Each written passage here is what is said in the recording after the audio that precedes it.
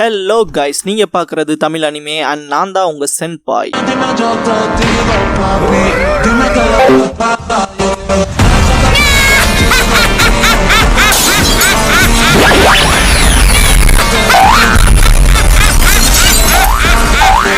வீடியோக்குள்ள போறக்கு முன்னால ஒரு சின்ன நோட்டிபிகேஷன். சப்போஸ் இந்த சேனலுக்கு ஏதாவது ஆச்சுன்னா இதுக்கான பேக்கப் சேனலோட லிங்கை கமெண்ட்ல பின் பண்ணி வச்சிருக்கேன். அந்த சேனலை சப்ஸ்கிரைப் பண்ணி வச்சுக்கோங்க.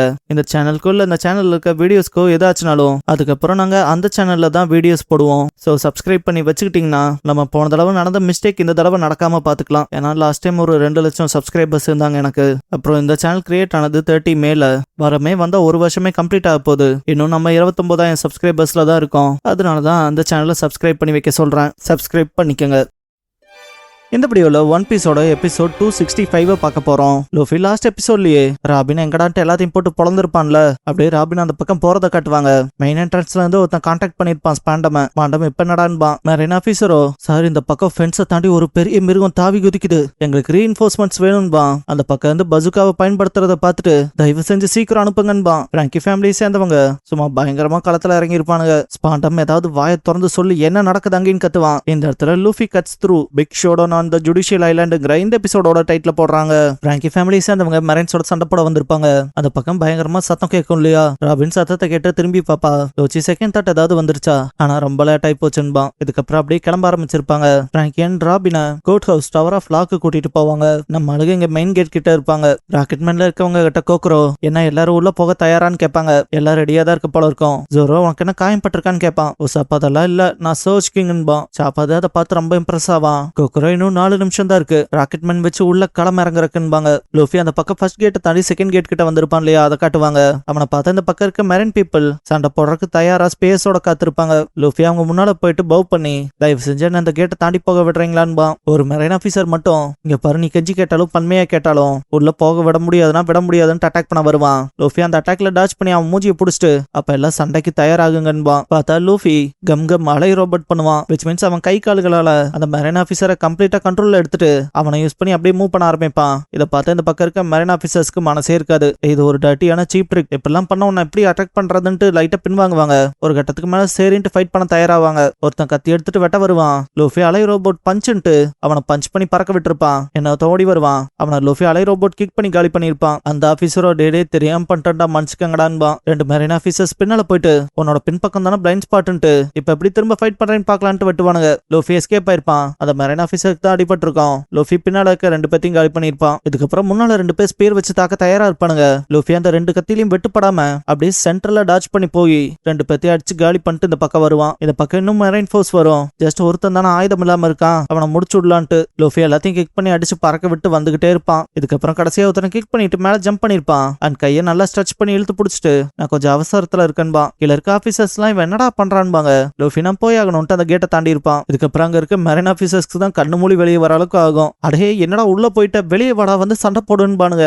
ஒருத்தன்ல டே அவன் மெயின் ஐலாண்டுக்கு போறான், தயவு செஞ்சு அங்க ரிப்போர்ட் பண்ணுங்க, சீஃப்க்கு சொல்லுங்கன்பாங்க. இதுக்கப்புறம் ஸ்பாண்டம் கான்டாக்ட் பண்ணி இந்த மாஸ்டர் ஆகட் லூஃபி உள்ள வந்துட்டான் சார்ன்றுவானுங்க. ஸ்பாண்டம் என்னடா அவனை நீங்க தான் வர விட்டீங்களா என்ன, என்னதான்டா பண்றீங்க எல்லாரும்? ஒய்மோன் காஷி என்னதான் பண்றாங்க, அவங்க 2 பேர்த்த தோக்கடிச்சுட்டா உள்ள வரான்னு கேட்பான். ஆனா ஆப்போசிட்ல இருக்கவனுங்க சார் இது மிடில் ஆஃப் த நைட்டுங்கிறனால கண்டிப்பா அவங்க தூங்கிட்டு இருப்பாங்கன்பா. ஸ்பாண்டம் இந்த காரணம்லாம் நான் கேட்கல, அவங்கள சீக்கிரமா போய் பெட்ல இருந்து எழுப்பி விடு, எல்லாரும் சேர்ந்து மெயின் கேட்டை கார்ட் பண்ணுங்கடான்னு கத்துவான். ஆப்போசிட்ல இருக்கவனும் சரி சார் பாத்துக்கிறேன்ட்டு கட் பண்ணிருப்பான். ஜாப்ரா உள்ள ஒரு இன்ட்ரோட தானே நுழைஞ்சிருக்கான், அவன் விஷயத்த வேணா எங்க கிட்ட விட்டுருங்க, நாங்க பாத்துக்கிறோம்பா. பாண்டம் லூசுத்தனமா பேசாதீங்க, இது ஒரு ஜுடிஷியல் ஐலாண்ட், இதுதான் வேர்ல்ட் கவர்மெண்ட்கான என்ட்ரன்ஸ், ஒரு புனித சிம்பிள் போல. இப்படிப்பட்ட இடத்துக்குள்ள நுழையிறது என்ன மாதிரியான முட்டாள்தனங்கிறது பைத்தியக்காரனா இருந்தா கூட அவனுக்கு தெரியும். அவங்களுக்கு இதை தாக்குறது ஆபத்துன்னு சொல்லணுங்கிற அவசியமே இல்ல. அதெல்லாம் தாண்டி அவன் மெயின் ஐலாண்டுக்குள்ள பூந்து அவன் குரூ மெம்பரை மட்டும் மீட்டு கொண்டு போயிட்டான்னு வச்சுக்கோங்க, நம்மளோட பிரைடே கேள்விக்குறியாயிரும். இது நமக்கான இலக்கா இருக்கும், நம்மள மார்க் பண்ற போல ஆயிரும்பா. அந்த ஸ்டார்ஹேட்டுக்கும் அவனோட சபார்டினேட்ஸ்க்கு என்ன ஒரு நெஞ்செழுத்தோன்ட்டு கோவப்படுவான். பாண்டம் திரும்ப கேட் கீப்பர் கிட்ட அடே கேட் கீப்பர் நான் பேசுறது கேக்குதா என்ன, மெயின் கேட்ல அப்படி என்னதான்டா ஆச்சு, இங்க எத்தனை எதிரிக வந்திருக்காங்க, அவங்க இப்ப எங்க இருக்காங்கங்கிற எக்ஸாக்ட் லொகேஷன் ஏதாவது தெரியுமா? அடே கேட் கீப்பர் ஏதாவது வாயை திறந்து சொல்றான்பா. இந்த பக்கம் பார்த்தா ஃபைட் ரொம்ப அதிரடியா போயிட்டே இருக்கும். பாலி ரோப் ஆக்ஷன் ஃபிகரா ஃபைட் நாட் பண்ணுவான். ஜாம்பாய் பசூகா பேட் பண்ணி அடிச்சு பறக்க விட்டுருப்போம் ஒரு மெரைன் ஆபீசரை. இவனை கேட்டல நான் என் புல்லட்ஸை வேஸ்ட் பண்ண மாட்டேன்ட்டு பாலி சைட் டோர் வேவை யூஸ் பண்ணி உள்ள போய் மெயின் டோர் ஓபன் பண்ணி விட்டுருங்கன்பா. ஒருத்தன் அதுக்குள்ள விட மாட்டேன்ட்டு ஓடி வரப்ப மோசு மோசுவன் கிவி வெட்டி இருப்பாங்க எங்க வழியில குறுக்க வராதேன்ட்டு. கிவி மோசுவை லெஃப்ட் சைட் போக சொல்லிருவா. கிவி அந்த பக்கமா போகும்போது ஒரு மெரைன் ஆபீசர் போக விட மாட்டான்ட்டு குறுக்க வந்து நிப்பான். திடீர்னு பார்த்தா மூக்குல லோலுக்கு எப்படி அந்த ஹேர் நட்டிட்டு நிக்கும் அது மாதிரி மூக்கு வழியே ஒரு முடி வரும். அவன் அதை பார்த்து பேனிக் ஆகும் போது லோலு கவனம் இங்க இருக்கணும்டான்ட்டு வெட்டி வீசி இருப்பான். கிவியை பார்த்துட்டு டக்குன்னு போன்பான். அவ தேங்க்ஸ் சொல்லிட்டு அப்படியே முன்னால ஓட ஆரம்பிச்சிருப்பா. டைல் ஸ்டோன் கீல் பிரேக்கர் பண்ணுவான். அந்த பக்கம் அந்த வழியில தான் மோசு ஓடுவா. பிராங்கி ஃபேமிலி சேர்ந்த ஒருத்தன் மோசுவன் கிவி உள்ள போயிட்டாங்களா போய் கேட்ட நீக்கியாச்சான்பா. கிவி கத்தி வச்சு லாக் ஆபரேட் பண்ணிட்டு பிராங்கி ஃபேமிலியோட வேலையை டெமாலிஷன் பண்றதுதான். அந்த விதத்துல இந்த பூட்டெல்லாம் எங்களுக்கு சப்பா மேட்டர்ன்பா. பார்த்தா மோசுவன் கிவி ரெண்டு பேருமே அன்லாக் பண்ணி விட்டுருப்பாங்க.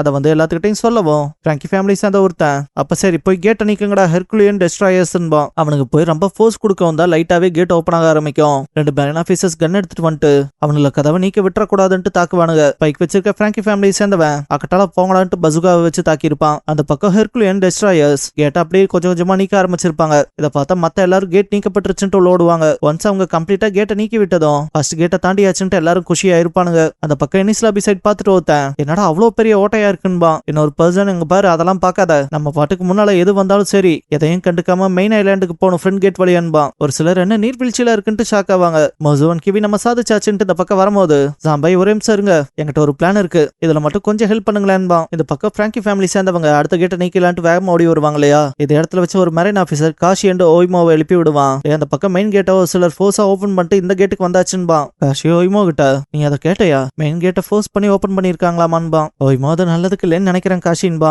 இதுக்கப்புறம் ரெண்டு பேரும் எந்திரிப்பானுங்க. பார்த்தா ஜைஜாண்டிக்கா இருப்பானுங்க. தூங்குனதெல்லாம் போதும் களத்துல இறங்க வேண்டியதான்ட்டு ரெண்டு பேரும் அந்த மெயின் கேட்டை விட சைஸ் பெருசா இருப்பானுங்க. ஜஸ்ட் கையை வச்சு முன்னால தாவி குதிச்சு வந்திருப்பானுங்க. இதை பார்த்த பிராங்கி ஃபேமிலி சேர்ந்தவங்க எல்லாம் ஷாக் ஆகி நின்றுப்பாங்க.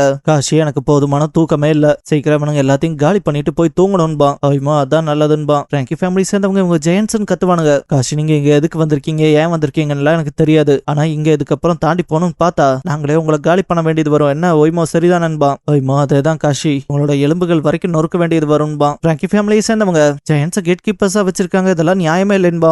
இன்னொருத்த அவங்க ரொம்ப ஹியூஜா இருக்காங்க. நம்மளோட ஹெர்குலியன் டெஸ்ட்ராயர்ஸ் அவங்க பக்கத்துல குட்டியா தெரியுறாங்கன்பா. காஷி இப்ப போயிருங்க இந்த கேட்டுக்கிட்ட வரணும்னு கூட நினைச்சு பாத்துறாதீங்கன்பா. ஓய்மோ வர நினைச்சா காலிடான்பா. பிராங்கி ஃபேமிலியை சேர்ந்த ஒருத்தன் இங்க பாருங்க நம்ம பிராங்கி ஃபேமிலியை சேர்ந்தவங்க நம்ம இதை ப்ரோக்காக செய்யறோம் இதுக்கெல்லாம் நம்ம ஆடி போலாமான்னு கேட்பான். இதை கேட்ட மத்த எல்லாருமே ஃபயர்டப் ஆயிருப்பாங்க. ஹெர்குலியன் டெஸ்ட்ராயர்ஸ் அவங்களுக்குள்ள பேசி ஒரு முடிவுக்கு வந்திருப்பாங்க. ஃபர்ஸ்ட் நம்ம போலினா மத்தவங்க எப்படி வருவாங்கன்ட்டு மூணு பேரும் சண்டை போடுறதுக்கு களத்துல இறங்கி இருப்பாங்க. முன்னால ஓடுற மூணு பேரும் இந்த ஹெர்குலியன் பவர்ஸ்ல என்ன சும்மா வந்ததா எத்தனை ஷிப்பை டெமாலிஷ் பண்ணதுல கிடைச்ச சக்தி இதுக்கு எதிராக ஜெயன்ஸ்ல ஒண்ணுமே கிடையாதுன்ட்டு தாக்க போவாங்க. மத்தவங்க சூப்பர் டெஸ்ட்ராயர்ஸ் கத்தும் போது அந்த பக்கம் போன மூணு பேருமே அட்டாக் பண்றதுக்கு தான் பாப்பானுங்க.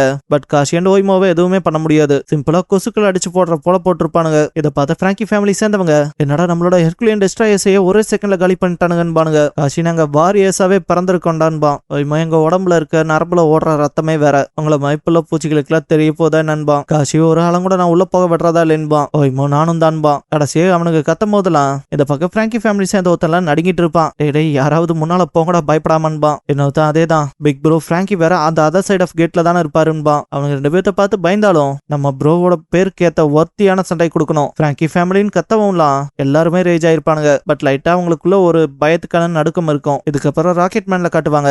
கொக்கரோ 2 நிமிஷம் தான் இருக்குன்பாங்க. ஜோரோ ட்ரெயின் மேல ஏறி இருப்பான். அந்த பக்கம் பார்த்தா லூஃபி இடிபாடுகள் இருக்க இடத்துக்கே வந்திருப்பான். அவனை சுத்தி பார்த்தா ஏகப்பட்ட government officials and marine officers இருப்பாங்க.